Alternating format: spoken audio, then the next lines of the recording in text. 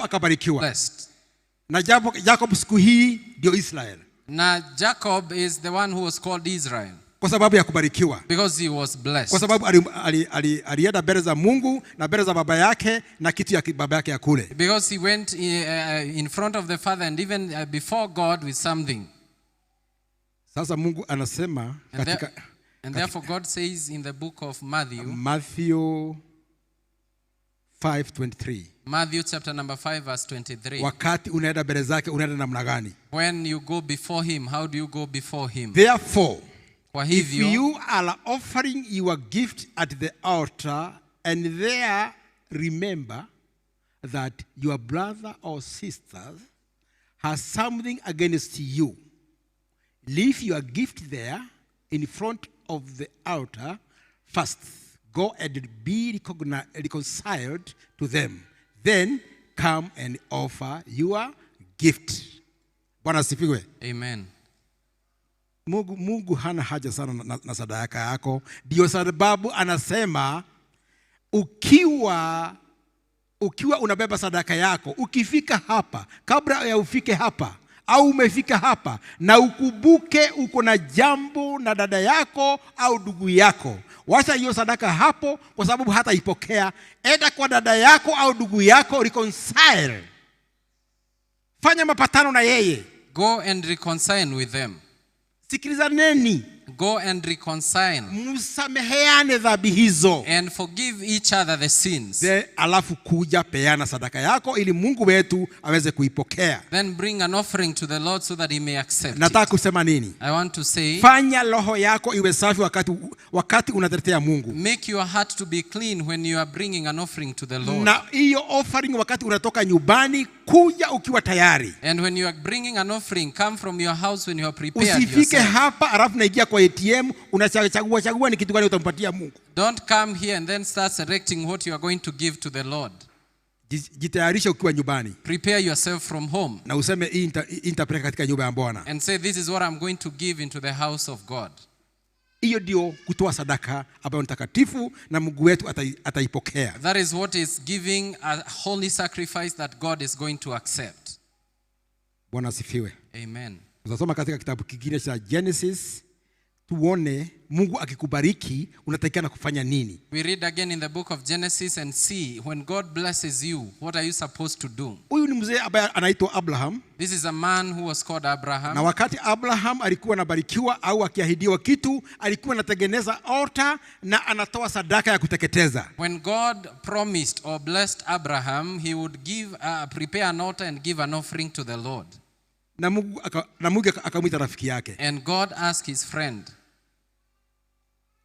Hiyo matendo ya Abraham ndio ilimfanya Mungu aite Abraham na akamwambia sasa nimejua wewe ni rafiki yangu. It is the acts of Abraham that made God to call Abraham and say that he was his friend. Unataka kuwa rafiki ya Mungu? Do you want to become a friend of God? Wakati unamtolea kutoka ndani ya moyo wako. When you are giving, give when it is coming from your heart. Hebu tusome Genesis 12:7. Genesis chapter 12 verse 7.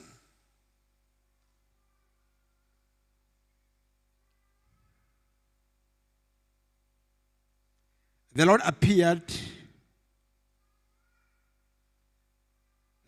appeared to Abraham and said, to your offspring I will give this land. So he built an altar there to the Lord, who had appeared to him. From there he went on toward the hills east of Bethel and pitched his tent, with the Bethel on the west and Ai on the east. There he built an altar to the Lord and called on the name of the Lord. Bwana asifiwe. Amen. Wakati Mungu aliwaambia, nchi hii nitapatia uzao wako. When God told him that to this land I'd give to your offspring, Abraham alifurahia sana. Abraham became so happy. Na akatengeneza altar. And he built an na altar. akateketeza sadaka ya kutekezwa hapo. And he offered a burnt offering there. Na akamwambia Mungu. And he told God. Wakati ametengeneza altar, anataka kumwambia Mungu, hii ni nyumba yako na nimetoa hii kwa sababu nimetambua ni wewe umetenda haya. When he built the altar, he was telling God, I'm giving this offering because I have realized you are the one who have done these things. Wakati wote ambayo Mungu anatufanyia kitu. Every time when God is doing something na to kwa sababu us, Mungu wetu amekuwa mwema sisi kwa sisi. and because God has been so good to us, tunaingiza watoto katika shule. we taken our children to school. Watoto wetu wanasoma bila shida yoyote. Our children are studying without na any tunaona problem, kama ni kawaida. and we see like it is something si usual. kawaida, ni Mungu ametenda. It is not a routine, it is God who has done it. Hebu ukumbuke Mungu wakati amekutendea jambo unamwambia ni asante. Remember every time when God has done something to you and say thank you. Kumbuka huyu mzee alikuwa anaitwa Job. Remember this man who was also called Job. Job alikuwa mwelekevu kwa Mungu. Job was an upright man. Na alimpenda Mungu sana. And he loved the Lord so much. Na hakungojea aambiwe kuna dhambi imefanyika. And he never waited to hear that there is sin that has happened. Alikuwa anafanya kuna dhambi au hakuna dhambi, alikuwa akitoa sadaka ya kuteketeza ili nyumba yake iweze kwenda sawa sawa. Whether there was a sin committed or not, he would give a burnt offering so that the house would be standing right. Ni vizuri sana kuwa na shukrani ndani ya mioyo yetu na kutolea Mungu wetu sadaka. It is good to have a grateful heart and even give an offering to the Lord. Hebu tusome katika Job. Let us read from the book of Job. Job tutaanza mstari wa kwanza mpaka mstari wa 5. Job 1:1 to 5. 1 to 5. Job 1 mstari wa kwanza mpaka mstari wa 5. Job chapter 1 verse 1 to 5. Nataka tusome kuhusu Job kwa sababu Job nafurahia mzee sana. I am happy because of this man.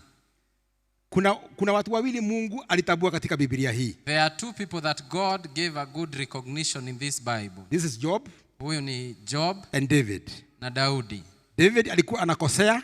David when he sinned, alikuwa anangojea mpaka abiwe. He would wait until he is told. Abiwe wewe umetenda dhambi. And he is told you have committed sin. Na umetenda dhambi aina hii. And you have committed this kind of sin. Wakati huo anatoa nguo zake za ufalme. And that time he gets off his royal robe. Analilia Mungu, anajipaka jivu. And he cries to God. Ili aweze kusamehewa dhambi hizo. So that he may be forgiven his sins. Na kwa sababu Mungu wetu ni Mungu wa kusamehea. And because our God is a forgiving God. Anamsamehea hata yeye. He forgives him. Lakini Job hakungojea hivyo. But Job never waited.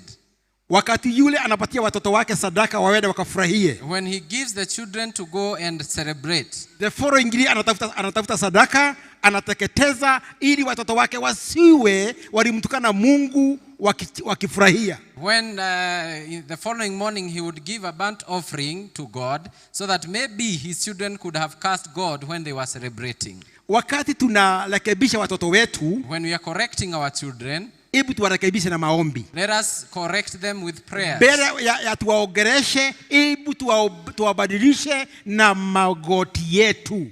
Before we correct them and even speak to them, let us correct them in prayers through our knees. Hiyo ilikuwa ni kazi ya Job. That was the work of Job. Kabla Job aongereshe watoto wake. Before he could speak to his children. Kabla atoe sadaka kwa sababu ya watoto wake. Before giving an offering because of his children. Job alikuwa anapiga magoti. He would kneel down.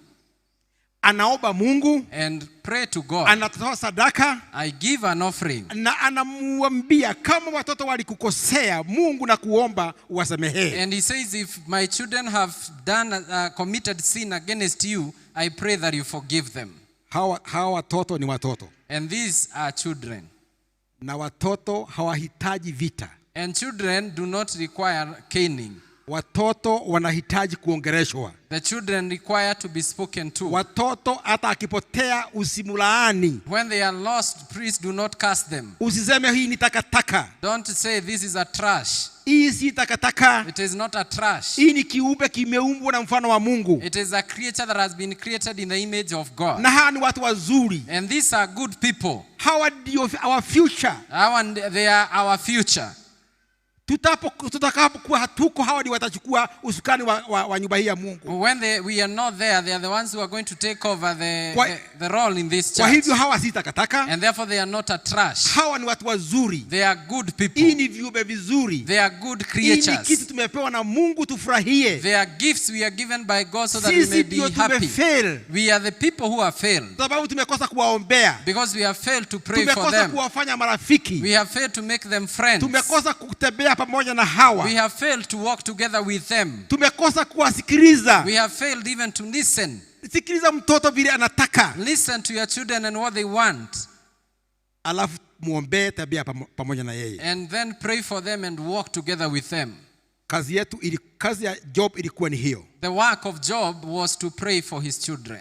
Na Job alimfurahisha Mungu sana. And God was happy with Job. Wakati shetani alienda mbinguni, When the devil went to the heaven, alipelekana na malaika wakipeleka report. he went together with the angels as they were taking the report. Na kaulizwa na Mungu, na wewe umetoka wapi? And he was asked by God, where have you come from? Nimetoka dunia kwenda hapa na pale duniani. Akaulizwa, umeona Job? And he was asked, have you seen my servant Job? Mtu mwelekevu. An upright man. Na hana lawama hata kidogo. And he doesn't have any accusation. Mungu alitambua Job kwa sababu ya vile alikuwa nakaa na nyumba yake.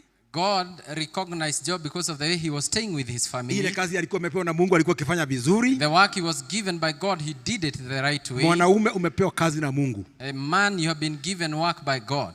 Na umepewa kazi ya kuangalia familia yako. And you have been given work to look after your family.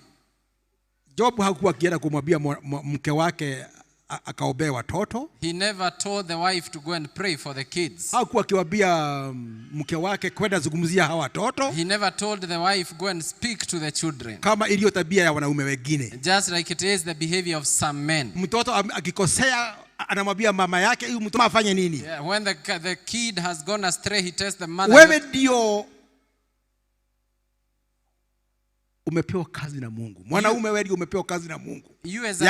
Ya kusimamisha nyumba hiyo yako, ya kusimamia mke wako, ya kusimamia watoto wako, na ile mali iko hapo. Hata kama mke wako ndio ameleta hiyo mali, wewe ndio kiongozi wa kila kitu, na umepewa kazi na Mungu ili uweze kuangalia hii mali isije kupotea. Kitu kimoja ikipotea, wewe ndio utaulizwa. When some things get lost, you are the person who have been kept to take control over everything. When something gets lost, you are the one who will be asked as the man in that house. Kwa sababu wewe ndio umpewa jukumu. Because you are the person given the responsibility. Mungu akapatia Adam jukumu ya kuangalia shamba la Eden. God gave Adam the responsibility to take care of the Garden of Eden. Lakini Adam akakaa goigoi. But he stayed there necklessly. Shetani akuja akamdanganya mke wake. And the devil came and lied to the wife. Na mke wake akaleta hiyo uongo kwa Adam. And the wife brought the lie to Adam. Adam hata hakuuliza. And even Adam never